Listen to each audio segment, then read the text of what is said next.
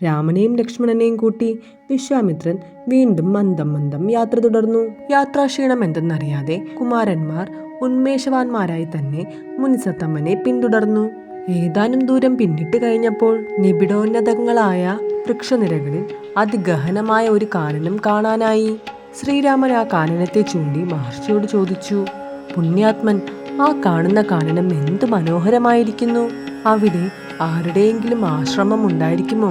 കാഴ്ചയിൽ ഒരു ആശ്രമ സങ്കേതം പോലെ തന്നെ ഇരിക്കുന്നു. അക്കാണുന്ന മഹാവനമാണ് പ്രസിദ്ധമായ സിദ്ധാശ്രമസ്ഥാനം. അവിടെ ഇരുന്നാണ് പണ്ട് വാമനരൂപിയായ മഹാവിഷ്ണു തപസ് ചെയ്ത് സിദ്ധി നേടിയത്. അതുകൊണ്ടാണ് ഇതിന് സിദ്ധാശ്രമസ്ഥാനം എന്ന പേരുണ്ടായത്.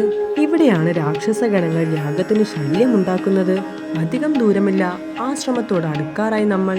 വിശ്വാമിത്രന്റെ സിദ്ധാശ്രമം അടുത്തു എന്നറിഞ്ഞപ്പോൾ രാമനും ലക്ഷ്മണനും സന്തോഷമായി. കാനനങ്ങളുടെ കമനീയത കൺകുളിർക്കെ കണ്ടുകൊണ്ട് അവർ മഹർഷിയുടെ പിന്നാലെ ഉത്സാഹപൂർവ്വം നടന്നു. സിദ്ധചാരണ സേവിതമായ സിദ്ധാശ്രമത്തെ അകലെ നിന്ന് കണ്ടപാടെ രാമനും ലക്ഷ്മണനും നിമീലിത നേത്രരായി നിന്ന് മൗലിയിൽ അഞ്ജലി ചേർത്ത് വന്ദിച്ചു.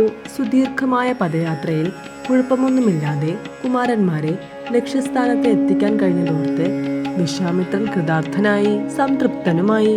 അദ്ദേഹം 2 കുമാരന്മാരെയും ഇരുവശവും നിർത്തി വിജയഭാവത്തിൽ അവരുടെ തോളുകളിൽ കൈയിട്ട് ആശ്രമത്തിന് അഭിമുഖമായി മെല്ലെ നടന്നു. ആശ്രമ നിവാസികൾ രാമലക്ഷ്മണന സമേതനായി വരുന്ന ആശ്രമാധിപതിയെ കണ്ട് തപോവന സീമയിൽ ചെന്ന് എതിരേറ്റു.